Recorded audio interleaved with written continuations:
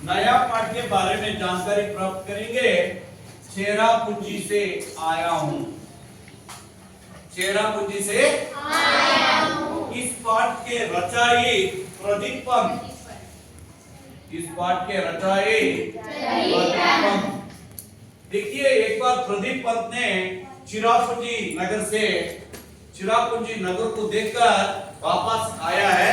आने के बाद वो चिरापुंजी का प्रकृति सौंदर्य, उनका वातावरण, उनका कल्चर, वो संस्कृति एक्सेट्रा, उसका आचार विचार, उनका जनजीवन कैसे है, इसके बारे में प्रस्तुत किए हैं। ಪ್ರದೀಪ್ ಪಂತ್ ಅವರು ಒಮ್ಮೆ ತನ್ನ ಸ್ನೇಹಿತರ ಜೊತೆಗೆ ಚೆರಾಪುಂಜಿ ಇರತಕ್ಕಂತ ಒಂದು ನಗರಕ್ಕೆ ಹೋದಾಗ ತನ್ನ ಅನುಭವಗಳನ್ನ ತನ್ನ ಸ್ನೇಹಿತರ ಜೊತೆಗೆ ಹಂಚಿಕೊಂಡಿದ್ದಾರೆ ಹೆಂಗಿದೆ ಅಂತ. ಇದು ನಿಮ್ಮ ಪರೀಕ್ಷಾ ದೃಷ್ಟಿಯಿಂದ ತುಂಬಾ ಇಂಪಾರ್ಟೆಂಟ್. ಗಮನ ಇಟ್ಟು ಕೇಳಿ ಮಕ್ಕಳೇ. 25 ಮಿನಿಟ್ಸ್. देखिए, आशय ಈ ಪಾಠದ ಪೀಠಿಕೆ ನೋಡಿ. यात्रा से प्रादेशिक ज्ञान प्राप्त होता है. ಯಾತ್ರೆಯನ್ನು ಮಾಡುವುದರಿಂದ ಜ್ಞಾನ ವೃದ್ಧಿಯಾಗುತ್ತದೆ.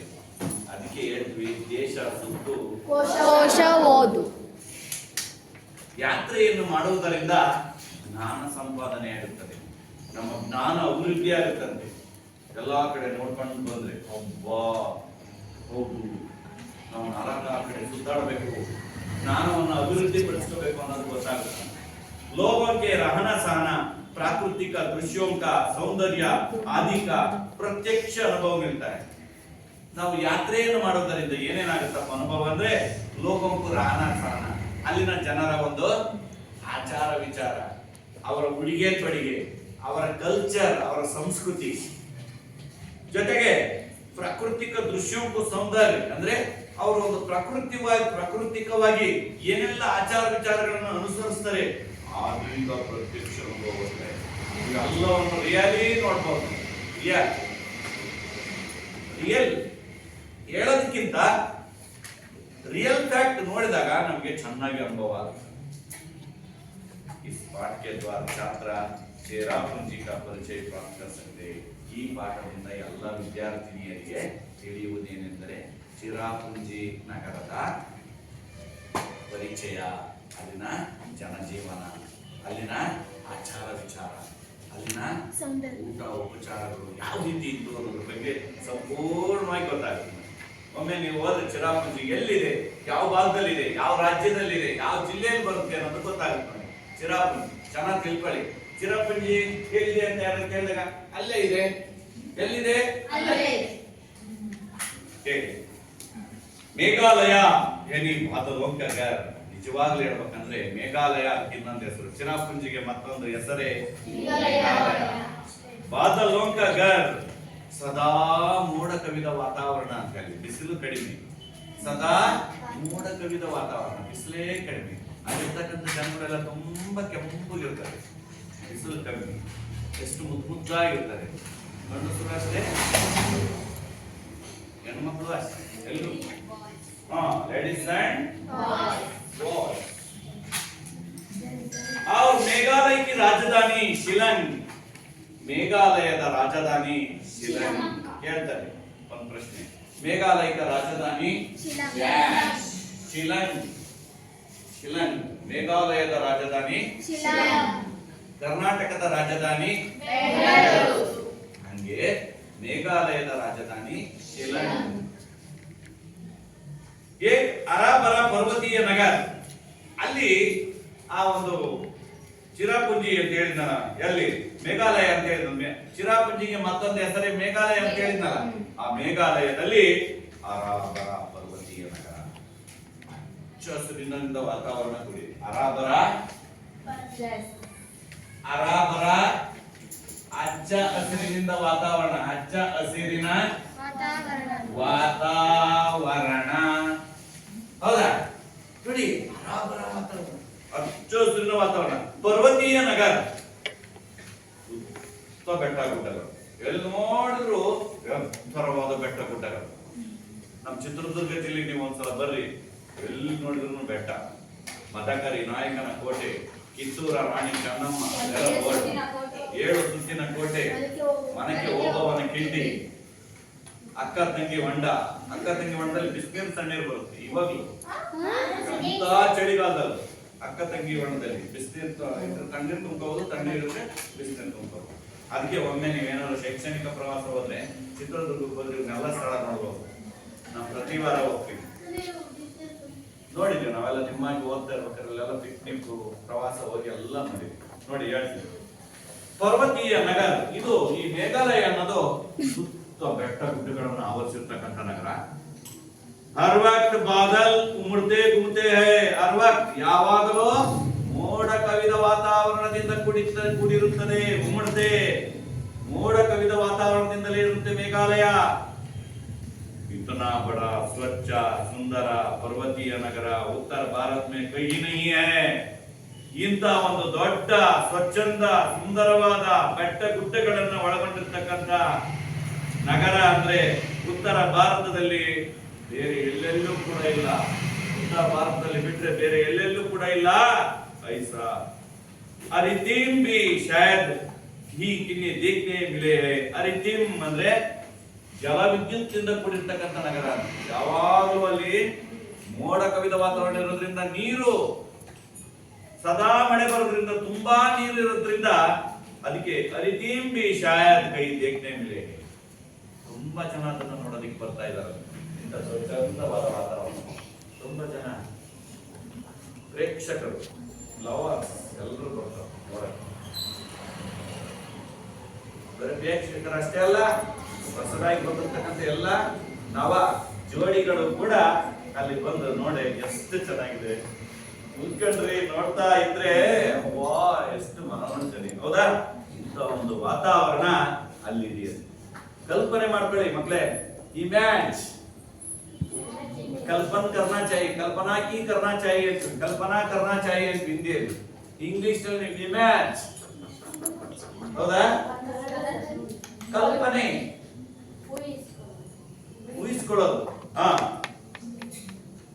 ऐसा अरिजीम भी शायद ही कहीं देखने मिले है. शिलांग से चिरापुंजी के ओर जाता मार्ग दोनों पहाड़ों का दरख्त से कट पड़ा है.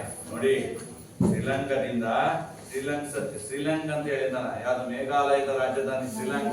ಆ ಶ್ರೀಲಂಕಾದಿಂದ ಚಿರಾಪುಂಜಿಗೆ ಹೋಗ್ತಕ್ಕಂಥ ಮಾರ್ಗದ ಮಧ್ಯದಲ್ಲಿ ದೋನೋ ಪಹಾಡ್, ಎರಡೂ ಕಡೆ ಬೆಟ್ಟ, ಕಡಿದಾದ ಬೆಟ್ಟಗಳಂತೆ. ಬೆಟ್ಟದ ನಡುವೆ ರಸ್ತೆ. ಆ ದರಖ್ ಸೆ ಪಟಾ ಪಡಾ, ದರಖ್ ಒಂದಕ್ಕೊಂದು ಕೂಡಿದ ರಸ್ತೆ.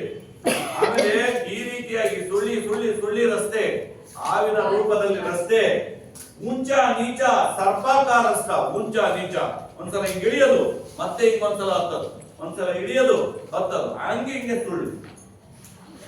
ನೋಡ್ತಾ ಇದ್ರೆ ಅಬ್ಬಾ ಏನು ವಾತಾವರಣ ಇದು.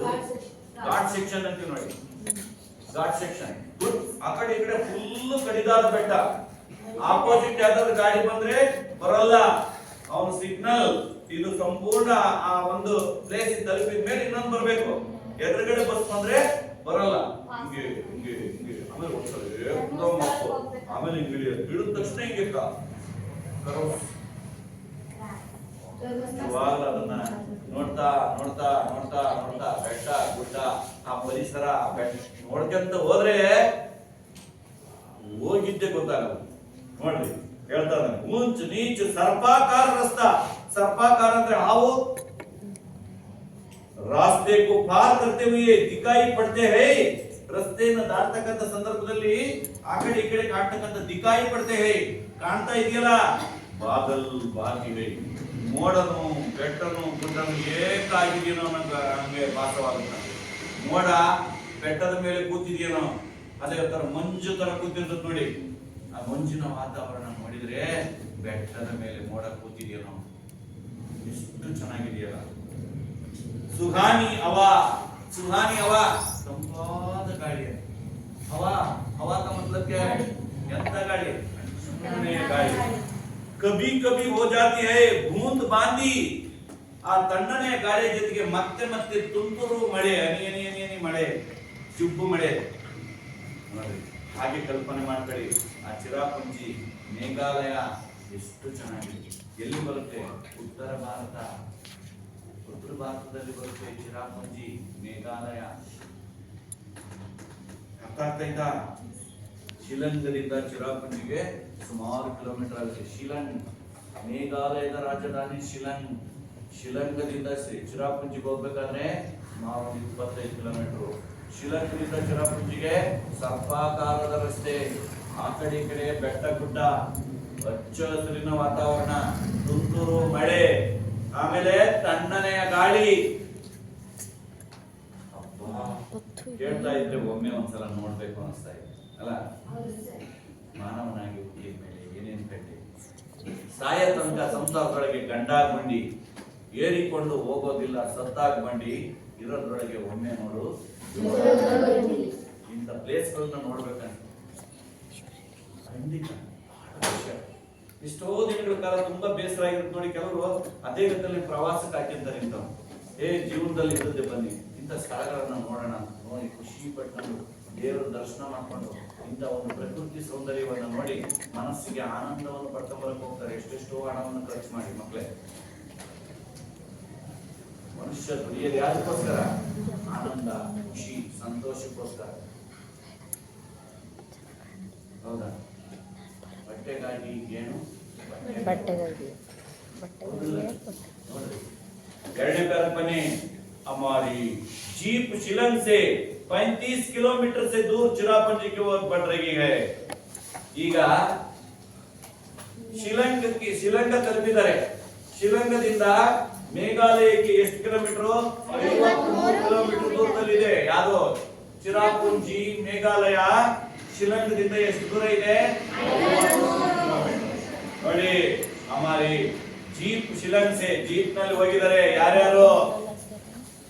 ಪ್ರದೀಪಂ, ಅವನ ಜೊತೆ ಇರ್ತಕ್ಕಂಥ ಇಬ್ರು ಸಿಂಗ್. ಹೇಳ್ತೀನಿ ನೋಡಿ, ಮೇರೆ ಸಾಥ್ ರಾಜ್ಯಕ್ಕೆ ಏಕ್ ಅಧಿಕಾರಿ. ಪ್ರದೀಪ್ ಪಂತರ ಜೊತೆಗೆ ಆ ರಾಜ್ಯದ ಒಬ್ಬ ಅಧಿಕಾರಿ. ಆ ಅಧಿಕಾರಿ ಹೆಸರು ಶ್ರೀ ಸಂಗಮ್. ಆ ರಾಜ್ಯದ ಅಧಿಕಾರಿ ಹೆಸರೇನು? ಶ್ರೀ ಸಂಗಮ್. ಶ್ರೀ ಸಂಗಮ್. और उनके दो दोस्त बैठे हैं. प्रदीपम, ಶ್ರೀ ಸಂಗಮ್, उनके दो दोस्त है. ಎಷ್ಟು ಜನ ಅದರ ಜೀಪ್ನೆಗೆ? 4 ಮಂದಿ ಜೀಪ್ನೆಗದರೆ. ಶಿಲಂಗದಿಂದ ಹೊರಟಿದ್ದಾರೆ, ಚಿರಾಪುಂಜಿ ನೋಡಲಿಕ್ಕೆ ಹೋಗ್ತಾ ಇದ್ದಾರೆ. ಶಿಲಂಗದಿಂದ ಚಿರಾಪುಂಜಿಗೆ ಎಷ್ಟು ಕಿಲೋಮೀಟರ್ ಐತೆ? 5 ಕಿಲೋಮೀಟರ್. ಹೇಗಿದೆ ವಾತಾವರಣ ನೋಡ್ತಾ ಇದ್ರೆ? ಅಬ್ಬಾ, दोस्त बैठे हैं. मैं जीप की खिड़की बंद करते हुए संगम से पूछता हूँ. ನಾನು ಜೀಪ್ ಅಲ್ಲಿ ಹೋಗ್ಬೇಕಾದ್ರೆ ಕಿಟಕಿ ಬಂದ್ ಮಾಡಿ, ತುಂಬಾ ಗಾಳಿ ಇರ್ತದ, ಕಿಟಕಿಯನ್ನ ಬಂದ್ ಮಾಡಿ ಸಂಗಮ್ ಅವ್ರ ಹತ್ರ ಕೇಳ್ತಾನ. ಯಾರು? ಪ್ರದೀಪ್ ಅಂತ ಸಂಗಮ್ ಹತ್ರ ಕೇಳ್ತಾನ. ಜೀಪಿನ ಗ್ಲಾಸ್ ಅನ್ನ ಕ್ಲೋಸ್ ಮಾಡಿ, क्या साल भर यहाँ वर्ष होती रहती है सर? ಇಲ್ಲಿ ವರ್ಷವಿಡೀ ಮಳೆ ಆಗ್ತಾನೆ ಇರುತ್ತಾ? ಸಲ್ಬರ್, ಇಡೀ ವರ್ಷವಿಡೀ ಮಳೆ ಆಗ್ತಾ ಇರುತ್ತಾ? ಅದಕ್ಕೆ ಪ್ರದೀಪ್ ಅಂತ ಹೇಳ್ತಾರೆ, ಜಿ ಹಾ, ಹೌದು, ಇಲ್ಲಿ ವರ್ಷವಿಡೀ ಮಳೆ ಆಗ್ತಾನೆ ಇರುತ್ತೆ. ಜಿ ಹಾ. ಸಂಗಮ್ ಖಾತೆ ಮತ್ತೆ ಹೇಳ್ತಾರೆ, ಸಂಗಮ್ आपको जानकर तज्जुब होगा. ನಿಮಗೆ ಇದನ್ನ ವಿಷಯ ಕೇಳಿ ನಿಮ್ಗೆ ಆಶ್ಚರ್ಯ ಆಗ್ಬಹುದು. ನಿಮಗೆ ಈ ವಿಷಯ ಕೇಳಿ ಆಶ್ಚರ್ಯ ಆಗ್ಬಹುದು. ಏನ್ ವಿಷಯ? ವರ್ಷವಿಡೀ ಮಳೆ ಆಗುತ್ತದೆ, ಜೂನ್ ನಿಂದ ಹಿಡಿದು ಜೂನ್ ವರೆಗೂ ಯಾವತ್ತು ಗ್ಯಾಪ್ ಇರಲ್ಲ ಅಂತ ಕೇಳಿ ಆಶ್ಚರ್ಯ ಆಗ್ಬೋದು. मेघालय में खपत से ज्यादा पन बिजली का उत्पादन होता है. ನಿಮ್ಗೆ ಆಶ್ಚರ್ಯ ಆಗ್ಬೋದು. ಒಂದು ಮಾತು ಹೇಳ್ತೀನಿ, ಏನ್ ಗೊತ್ತಾ? ಈ ಮೇಘಾಲಯ ಇದೆಯಲ್ಲ, ಚಿರಾಪುಂಜಿ, ಇದರಲ್ಲಿ ಕಪತ್ ज्यादा पन बिजली का उत्पादन होता है. ಇಲ್ಲಿ ಜಲ ವಿದ್ಯುತ್ ಇದೆ. ಜಲ ವಿದ್ಯುತ್, ಇಲ್ಲಿ ನೀರು ತುಂಬಾ ಇರೋದ್ರಿಂದ ಜಲ ವಿದ್ಯುತ್, ನೀರಿನಿಂದ ವಿದ್ಯುತ್ ಉತ್ಪಾದನೆಯನ್ನು ಮಾಡ್ತಾ ಇದ್ದಾರೆ.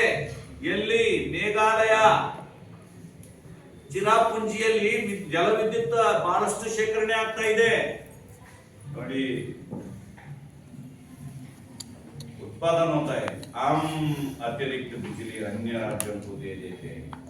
ಇಲ್ಲಿ ಜಾಸ್ತಿ ವಿದ್ಯುತ್ ಉತ್ಪಾದನೆ ಆಗೋದ್ರಿಂದ ಬೇರೆ ರಾಜ್ಯಗಳಿಗೆ ವಿದ್ಯುತ್ ಅನ್ನು ಕೊಡ್ತಾ ಇದ್ದಾರಂತೆ. ಹೆಚ್ಚಾಗಿರೋದ್ರಿಂದ ನೋಡಿ, ಬೇರೆ ರಾಜ್ಯಗಳಿಗೆ ವಿದ್ಯುತ್ ಕೊರತೆ, ಕರೆಂಟ್ ಇಲ್ಲ, ವೋಲ್ಟೇಜ್ ಇಲ್ಲ, ಮಿಷಿನ್ ಮೋಟರ್ಗಳು ರೈತರಿಗೆ ನೀರನ್ನು ಎತ್ಕೊಳ್ಳಲ್ಲ ಆಗ್ತದಲ್ಲ.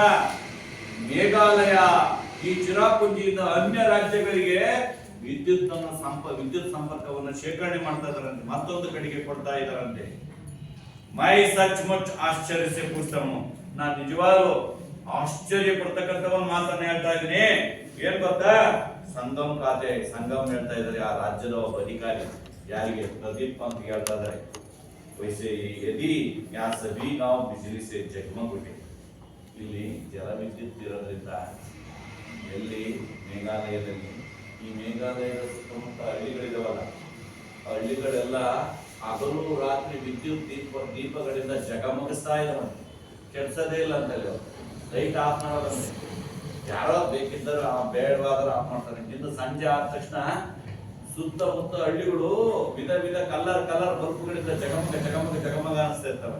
ನಾವ್ ಯಾವ್ದಾರ ಫಂಕ್ಷನ್ಗಳಿಗೆ ಹಾಕಿರ್ತೀವಿ ನೋಡಿ, ಜಾತ್ರೆಯಲ್ಲಿ ಬಸ್ಸಲ್ಲಿ ಫಂಕ್ಷನ್ಗೆ ಮದುವೆಗೆ ಲೈಟಿಂಗ್ಸ್ ಬಿಟ್ಟಿರ್ತಾರೆ ನೋಡಿ. ಹಿಂಗೆ ಸೀರಿಯಲ್ ಸೆಟ್ ಹಿಂಗೆ ಹೋಗೋದು, ಹಿಂಗ್ ಬರೋದು, ಹಿಂಗ್ ಹೋಗೋದು, ಹಿಂಗಾಸಿ ಬರೋದು, ಇವೆಲ್ಲ ಈ ತರ ಜಗಮಗಿಸ್ತಾ ಇದೆಯಂತೆ. ಗಾಂವ್ ಬಿಜಿಲಿ ಸೆ ಜಗಮಗ್ ಉಠೆ. ಮೇಘಾಲಯದ ಸುತ್ತಮುತ್ತ ಬರ್ತಕ್ಕಂಥ ಎಲ್ಲಾ ಹಳ್ಳಿಗಳು ವಿದ್ಯುತ್ ದೀಪದ ಅಲಂಕಾರದಿಂದ ಕಂಗೊಳಿಸ್ತಾ ಇದಾವೆ. ತೋಬಿ ಅತಿರಿಕ್ತ ಬಿಜಿಲಿ ಕಾ ಉತ್ಪಾದನೆ. ಯಾಕೆ ಗೊತ್ತಾ? ಯಾಕೆ ಅಂದ್ರೆ ಆ ಮೇಘಾಲಯ, ಆ ಶಿಲಂಗ್ ಮೇಘಾಲಯ ಚಿರಾಪುಂಜಿಯಲ್ಲಿ ಹೆಚ್ಚಿನ ವಿದ್ಯುತ್ ಉತ್ಪಾದನೆ ಆಗ್ತಾ ಇದೆ. ಆದ್ದರಿಂದ ಅಲ್ಲಿನ ಸುತ್ತಮುತ್ತಗಳೆಲ್ಲ ವಿದ್ಯುತ್ ದೀಪಗಳ ಅಲಂಕಾರದಿಂದ ಕಂಗೊಳಿಸ್ತಾ ಇದ್ದಾವೆ.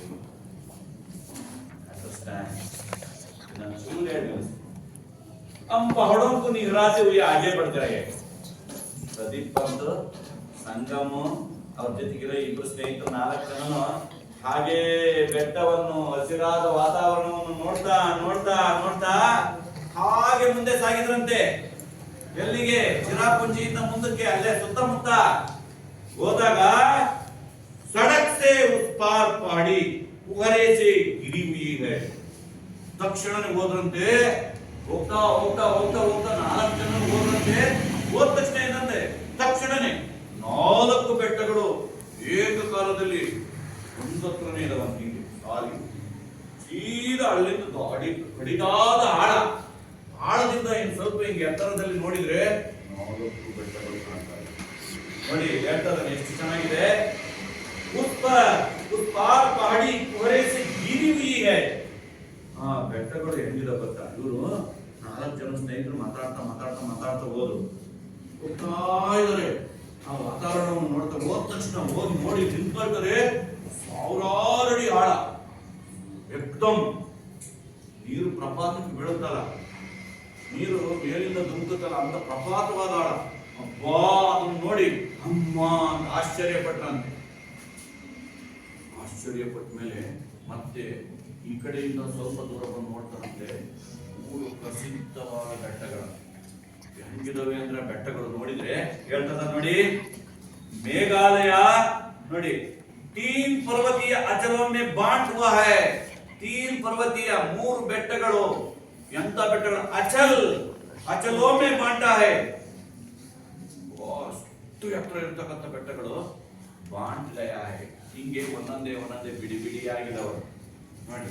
ಯಾರೋ ಕರೆಕ್ಟ್ ಆಗಿ ಕೊಯ್ದು ಅದನ್ನ ಭಾಗ ಮಾಡಿದರೆ ಅನ್ಬೇಕಂತೆ, ಆ ರೀತಿಯಾಗಿದವಂತೆ ಬೆಟ್ಟಗಳು ನೋಡಿ. ಮೇಘಾಲಯ ಕಾಸಿ, ಆ 3 ಬೆಟ್ಟಗಳಿಗೆ ಒಂದೊಂದು ಹೆಸರನ್ನು ಇಟ್ಟಿದ್ದಾರೆ. ಮೇಘಾಲಯ ಕಾಸಿ ಪರ್ವತ ಗಹರೋ ಪರ್ವತ, ಕಾಸಿ ಪರ್ವತ, ಗೋರೋ ಪರ್ವತ, ಜಯಂತಿ ಪರ್ವತ. ನೋಡಿ ಆ 3ಕ್ಕೆ ಪರ್ವತಕ್ಕೆ 3 ಹೆಸರು ಇಟ್ಟಿದಾರಂತೆ. ಕಾಸಿ ಪರ್ವತ, ನೆಕ್ಸ್ಟ್ ಗೋರೋ ಪರ್ವತ, ಜಯಂತಿ ಪರ್ವತ. ಕಾಸಿ ಪರ್ವತ, ಗೋರೋ ಪರ್ವತ, ಜಯಂತಿ ಪರ್ವತ. ಇವು ಎಲ್ಲದವೆ? ಮೇಘಾಲಯದ ಸಮೀಪ. ಎಲ್ಲಿಂದ? ಇವರು ಪಹಾಡ ಬೆಟ್ಟಗಳನ್ನು ನೋಡುತ್ತಾ ಮುಂದೆ ಸಾಗಿದಾಗ ಮೇಘಾಲಯದ ಸಮೀಪದಲ್ಲಿ 3 ಬೆಟ್ಟಗಳು, ಅಚಲವಾದ ಕಡಿದಾದ 3 ಬೆಟ್ಟಗಳು ಬರ್ತವೆ. ಆ 3 ಬೆಟ್ಟದ ಹೆಸರೇ ಕಾಸಿ ಪರ್ವತ, ಗೋರೋ ಪರ್ವತ, ಜಯಂತಿ ಪರ್ವತ.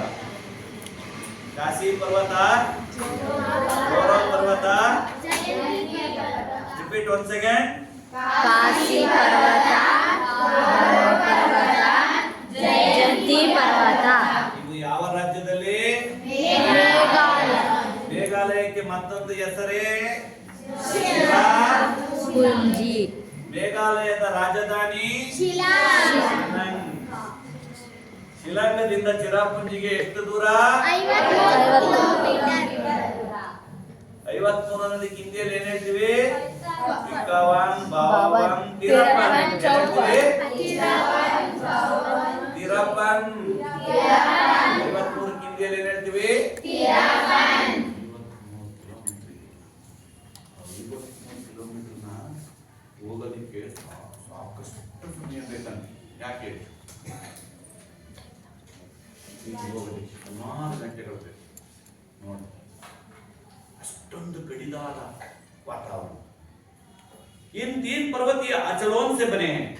ಈ 3 ಪರ್ವತಗಳ ಹೆಂಗಿದೆ ಗೊತ್ತಾ? ಆಚಲೋನ್ से ಅಬ್ಬಾ ಮುಗಿಲು ಮುಟ್ಟುವಾಗ ಈ ರೀತಿ ನೋಡ್ಬೇಕಂತ.